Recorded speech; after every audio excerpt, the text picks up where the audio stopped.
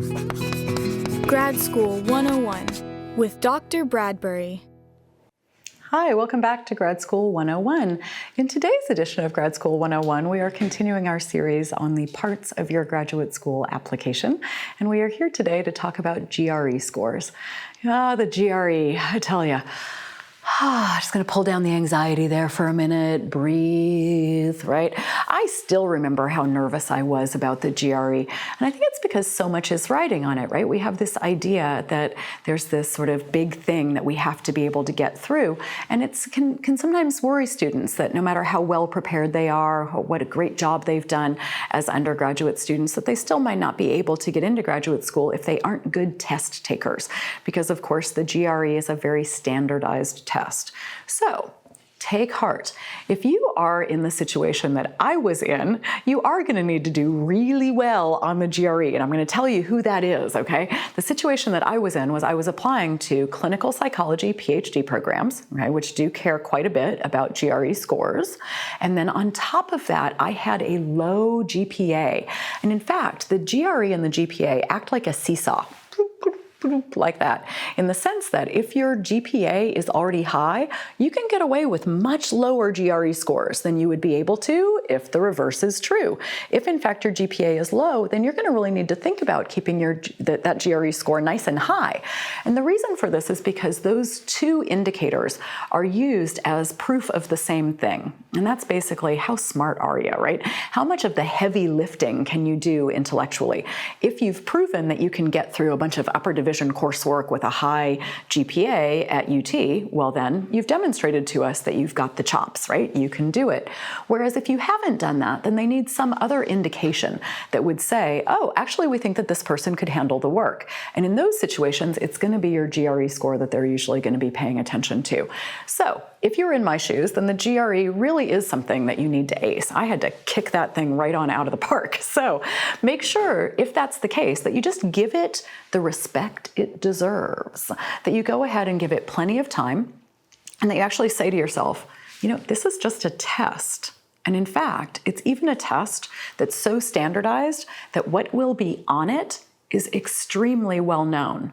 You can actually go in and find, right, actual practice tests. And this is what I did. Now, when I did it, it was all on paper, right? Like you could actually write away to the educational testing service and they would send you packets of tests. Then you'd take those tests and you'd hand score them and figure out what your scores were. Things are much easier now. The same service is still available, but it's all online now. So you can actually go online to the Educational Testing Service website, and about midway down their main page, you'll find a place that says practice tests and how to get prepared for the GRE. And this is actually a free service. They don't charge for the practice tests, and you can get practice tests and score them. And when I say this, I'm telling you that I cannot overestimate to you how important it is to just go ahead and do that, right? So go ahead and get yourself what I would call a baseline assessment. This allows you to know, if you were to go in and take the GRE today, kind of like, where are you at? And specifically, where are the areas that are weaker than others? So the better you know me, the less this will surprise you. When I did this, of course, I discovered that my verbal was really doing pretty okay, but my quantitative was like, uh-oh. It had been a while since I had taken any math, right? And there's a lot of basic math on there. Like you got to know what like the hypotenuse is, okay? That kind of thing. So if you're saying to yourself like, oh, what? That's that a squared plus b squared. What is going on? That's geometry. I haven't studied that in ages. The good news is that you can study it now. So what you want to do is set yourself up a study schedule and actually say, here are the deficits that I have, here are the places where I need to actually get better at this particular thing in order to be able to get that high score on the GRE that I'm after, and I'm going to study for this thing. And I did. It took me probably 6 months of concerted studying for the GRE before I was ready to take it. Now, there's more good news, as I know that's what you're here for, is good news, right? There's more good news. The good news here is that you can actually take it twice with no penalty at all. In fact, one of the things that's really quite hilarious in my mind about this is that schools, and this is a very consistent practice, schools will actually cherry pick your highest scores across administrations, across test administrations, and across types of score, right? So you'll have your quant score and your verbal score and your writing score. Those are the three scores that that are done now on the GRE. And if you take it twice, they will actually say, well, here, in this month, the person actually scored her highest score on the verbal, so we're going to choose that one to pay attention to. But it was actually on this other month that they scored their highest quantitative in writing, so we're going to choose to take those from this administration. So literally no disadvantage to taking it twice. I say there are disadvantages, though, to taking it 3 times, so don't squander that first time as your baseline. Don't just kind of go in there going like, oh, let's see how I'm going to do, right? And then if I need to take it a second time, I'll pull up my scores then. Instead, go in and take your best run at it the first time, right? So that then you'll be saying to yourself, oh, I actually did better than I was expecting that I would do. Maybe I don't have to take it a second time. That'd be nice in terms of time and in terms of money, right?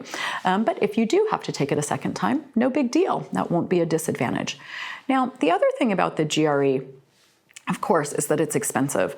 And so bear in mind that if in fact you are someone who's really struggling to try to figure out how you're going to financially be able to pull off applying to graduate school, much less actually trying to go to graduate school, right? Just the applications are so expensive. It is the case that in fact the GRE does run a fee waiver program so that if in fact you are a student of fewer financial means, of lesser financial means, you might be able to actually get a waiver from them for some of the costs that are associated with taking the GRE, and then associated also with sending your scores to 15 different schools or whatever it is that you decide that you need to apply to, right? So don't hesitate to ask about those things. There's nothing ventured, nothing gained. Don't close doors on yourself. Go ahead and let somebody else do that for you. The GRE needs to be demystified. If in fact you are somebody who feels nervous about standardized testing, I am here to tell you that this is no harder than anything that you have already done here at UT. You have had harder tests here at UT already, I promise you. And that the thing to make sure of is that you kind of get your head around it. And, this has actually been well demonstrated in terms of research. So if in fact you are a student of color or a student who identifies as being a member of any kind of marginalized group, know that we actually have good research that indicates that there's this thing called stereotype threat, right? If you haven't heard of stereotype threat and you feel like you might actually be in a category that could be affected by it, I strongly recommend that you look into a little bit of that research and read up a little bit on it. And I'll give you the sort of Cliff Notes version right now.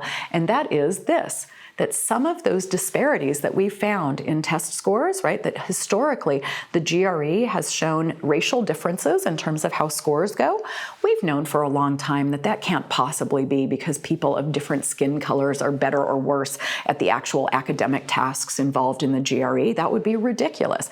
And instead, we now know that this has to do with the fact that some people, when they come in to take the GRE, are more intimidated than others.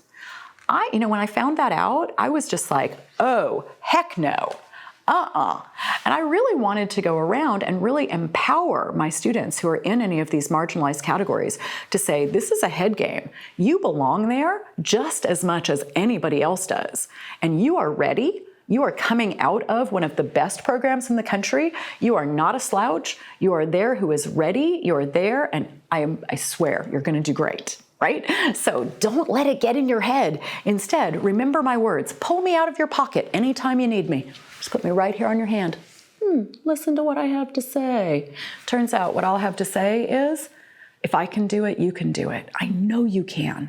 I aced that GRE because I worked hard at it and then decided I wasn't going to let anybody tell me who I was. You can do the same thing. All right, good luck. This has been Dr. B with another edition of Grad School 101.